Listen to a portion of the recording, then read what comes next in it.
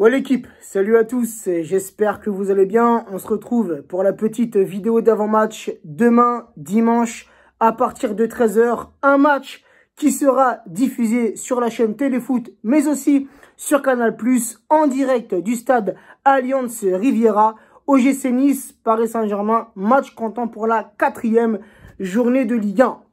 Les 5 derniers matchs, toutes compétitions confondues entre ces deux clubs, 4 victoires parisiennes pour un match nul. La dernière victoire niçoise, les amis, c'était le 30-04-2017 et l'OGC Nice s'était imposé à domicile 3-1.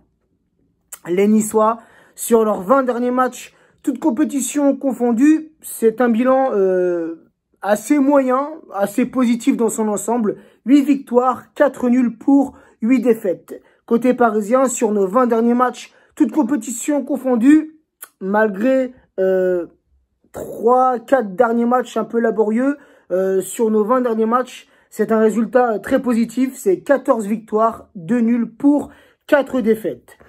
Donc, le dernier match en Ligue 1 des Niçois, c'est une défaite. Les Niçois qui se sont déplacés à Montpellier, victoire Montpellier-Rennes, 3-1. Et pour nos Parisiens, c'était cette semaine la réception du FC Metz au Parc des Princes. Victoire très courte, 1-0, un but inscrit dans les arrêts de jeu par Julian Draxler. Au niveau du classement, les amis, l'OGC Nice qui a bien entamé ce championnat avec, pour le moment, 3 journées de jouer, 6e au classement, 6 points, 2 victoires, 1 défaite, 5 buts marqués pour 4 buts encaissés. Le Paris Saint-Germain, 3 journées de championnat aussi jouées pour le PSG qui est actuellement 15e. Ça fait un peu mal, hein, même si demain ça ne sera que la 4e journée. Le championnat est encore long. Mais bon, tu vois, de voir mon club de cœur à la 15e place en ce début de championnat, c'est une habitude qu'on avait perdue.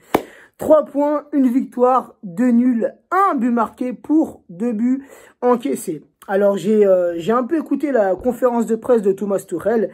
Nous avons toujours, et même encore plus, un effectif parisien affaibli, amoindri. On a les suspensions de Kurzawa, de Paredes, de Neymar, la blessure de Bernat, au moins les amis, 6 mois d'absence. Donc je pense que demain après-midi, Thomas Tuchel va sûrement faire débuter Bakker. Mais moi les gars, Bakker ça me rassure pas. Alors oui, il est encore jeune, c'est un joueur qui est clairement en manque de temps de jeu. Mais voilà, Bakker les gars, pour les matchs qu'il a pu faire, je sais pas, ça m'inspire pas confiance et j'espère vraiment que Leonardo va nous trouver un latéral gauche, les gars. 6 mois pour Bernat, 6 matchs d'absence pour Kurzawa. Il y a bientôt la Ligue des Champions qui va commencer, les gars. Donc, vite, Léo, active-toi, mon gars.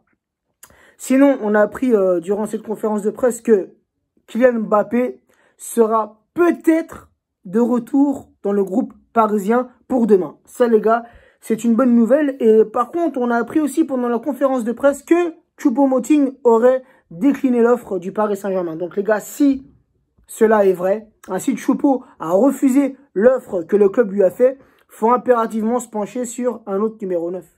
Là les gars, les points positifs pour demain, bien évidemment, je pense que Navas sera dans les cages parisiennes. Je pense que Kylian, tout comme ça a été dit en conférence de presse, sera dans le groupe parisien. Le retour de Florenzi, lui qui n'avait pas joué contre le FC Metz cette semaine. Florenzi, je pense qu'il débutera à ce poste de latéral droit. Et franchement, encore une fois, Florenzi, il m'a impressionné lors du Classico. Donc j'espère que demain, Florenzi sera titulaire et fera un bon match. Mais bon, on a recruté Florenzi. Là, faut impérativement se pencher.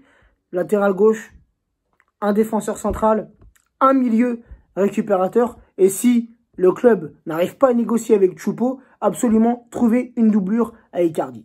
Donc voilà, sinon les amis, sur les 37 dernières confrontations en Ligue 1 entre le Paris Saint-Germain et l'OGC Nice, c'est 18 victoires pour le Paris Saint-Germain, 10 victoires pour l'OGC Nice et 9 matchs nuls. Donc les gars, mon petit prono pour demain, sincèrement les gars, en ce début de saison, on a vraiment du mal. On a du mal à concrétiser nos actions. Alors peut-être que si demain Mbappé rentre en cours de match, peut-être que ça changera la donne.